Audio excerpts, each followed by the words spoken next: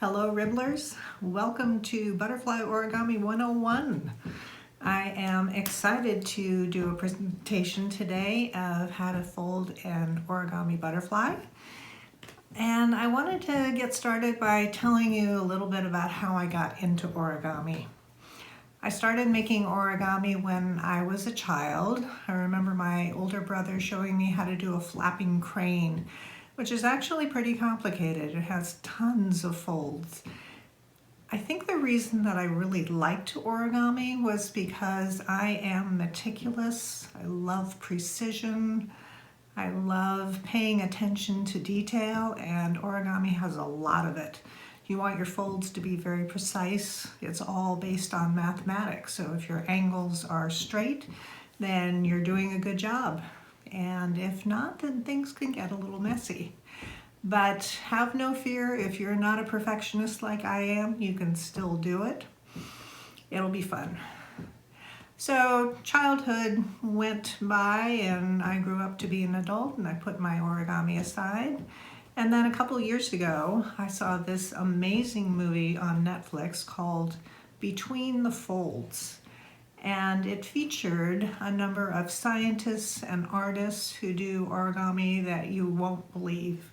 They're doing people and musician things and mathematical models, and it just blew my mind and inspired me. I wanted to be creative again, and I'm a pretty creative person, but I wanted to do origami again.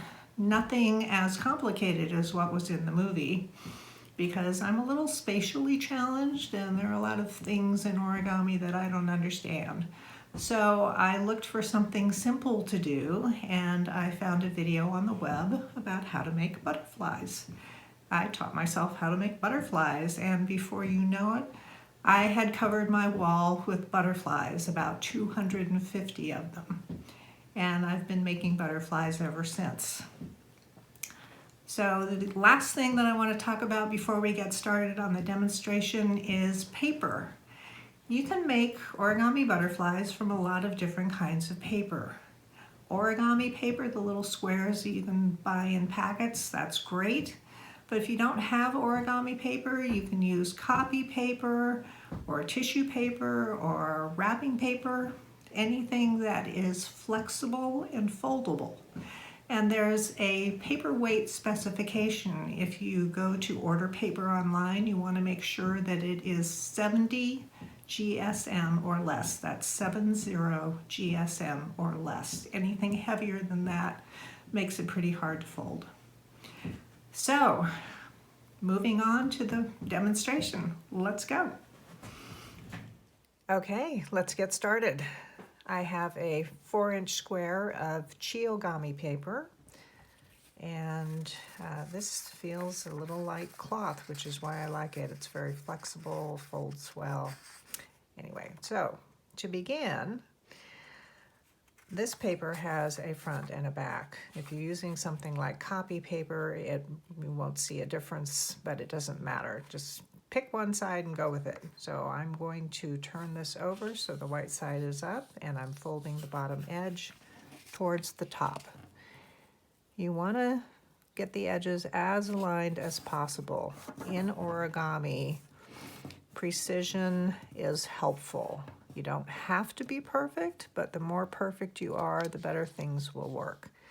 Now, we're going to unfold it and turn the paper 90 degrees and make another fold, just like we did the first time. Trying to get the edges lined up and creasing the fold. Then we have a long rectangle and we have a fold in the middle. So you want to fold that rectangle in half and form a little square and turn it so that the bottom edges are towards you. Hold the right side down and lift the left side up. Open the left side with your thumb and press down on the top ridge, and you want to form a triangle. So keep pressing down until the edges meet and try to get that point on the right side as even as possible, and then press that fold all the way to the top. Do the same thing with the left side, and you'll see here that I didn't get the edges to meet exactly, so I'm going to turn it upside down and make a little adjustment there so that the edges meet better. Increase that. So you end up with a triangle. Then you're going to turn your paper over so your square is facing up, and do the same thing. Put your thumb in between the two sides, press down on the top ridge with your finger, and form the triangle again. Get the points and the edges as lined up as you can.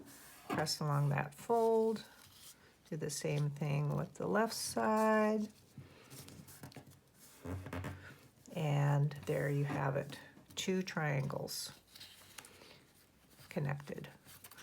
So now we're going to take the right side of the top triangle and we're going to bend the outer point towards the top along the center line. You want the bottom edge to meet the center line, and the very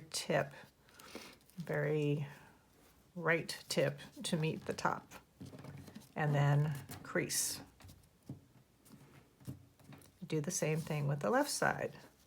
Bend the tip up towards the top so the centers meet, and press along the bottom edge.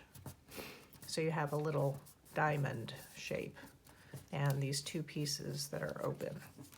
Now we're going to turn it over, and at the top will be a point where the folds meet, and then you have these 2 legs in the back.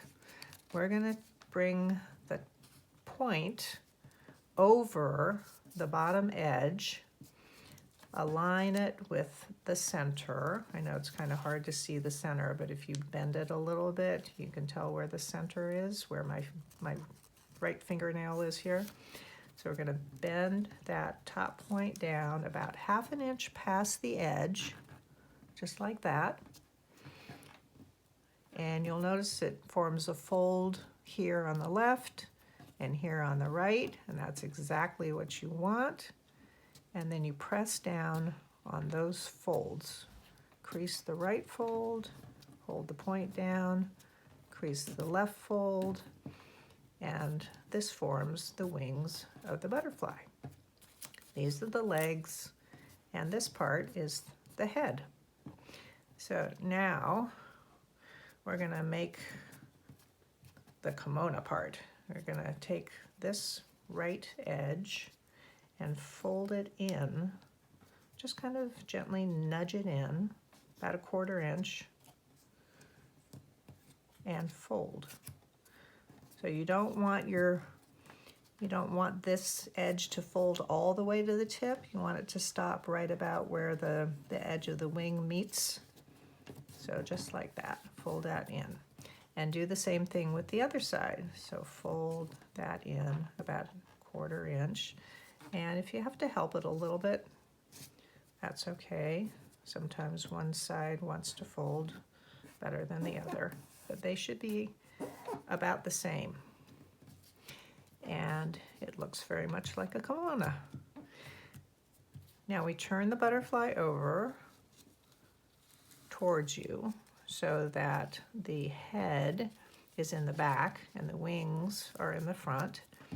And now we're going to fold the head over this top edge all the way down so that the very tip of the head meets the center line, and crease that. And it doesn't stay. That's okay, because we're going to make it stay. Now, holding the head in place, we want to fold the butterfly in half. So you're pressing down where the legs open, and that puts a crease right down the center of the head, which is what you want.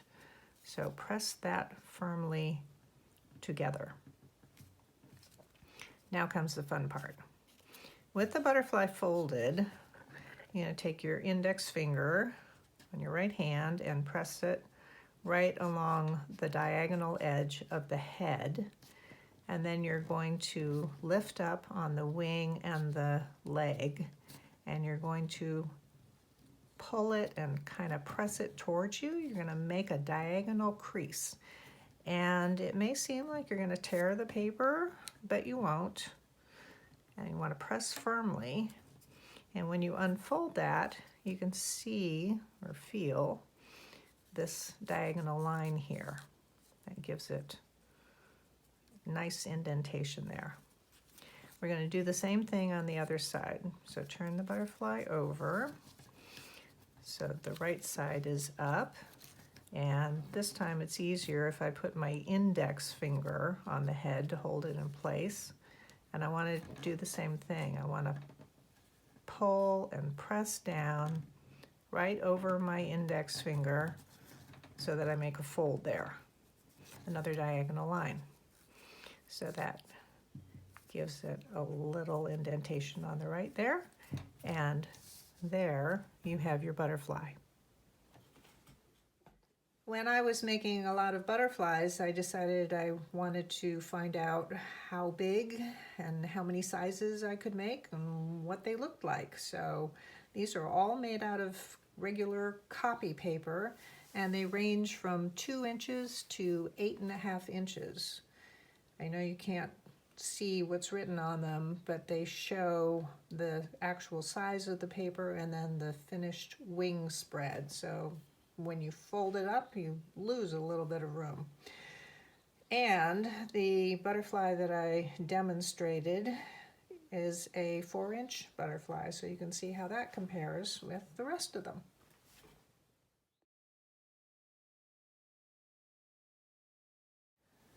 So this is my office, and I have a lot of butterflies in my office. I wanted to show you some ways that you could arrange them on the walls because they are decorative and they do provide joy and happiness.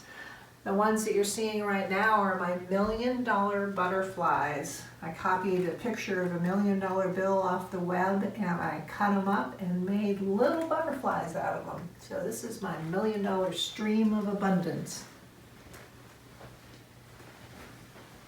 Over on the far wall here is a heart that I designed and made out of origami butterflies. The colors match the painting that I bought that sits above it. And there are probably about 150 butterflies in that heart. Over on this wall, we have some butterflies that are made out of the Thai momi paper, the very fine tissue paper, like paper that has some gold in it. Really, really beautiful. Butterflies on this wall are all made out of Origami paper. That's a Japanese paper that feels more like cloth. It's very flexible, easy to fold and work with, and comes in some fabulous designs. And I have my chakra butterflies right here, going from purple all the way down to red. Last, these are tissue paper butterflies. Tissue paper, as you know, is very fine and delicate, but it folds beautifully and makes some really gorgeous butterflies. This is poster tape. The magic of poster tape is that it's double-sided, so you can stick one side to the butterfly and the other side to the wall, and it doesn't adhere to the wall. It doesn't remove the paint from the wall if you need to move it. So I'm going to demonstrate that. All right, so I'm putting the tape on the back of the butterfly, right on the ridges of the wings. Put that on there and press it down. And I don't know if you can read it, but it says remove to expose. So I'm going to peel, take some doing here. Peel this back off, and there's a clear piece of tape left on there. And now I'm going to stick the butterfly on the wall, just like that. Now let's say I didn't like it there, or I didn't like that position, or I wanted to turn it. The best way to take off the butterfly is to grab it right behind the head, very gently. Try to get the tape. Well, see, this is coming off without the tape. You want to get the tape on the butterfly. Take it off. And as you can see, there's no paint on the butterfly. And then you can just stick it back on. Thanks so much for stopping by Butterfly Origami 101. I hope you enjoyed the demonstration and the little view of my office and the ways that you can decorate your walls. I will be around if you have any questions. Feel free to post them and I'll do my best to answer. I'm also going to try to include some links to my favorite places to buy origami paper. And I look forward to chatting with you. Take care. Bye.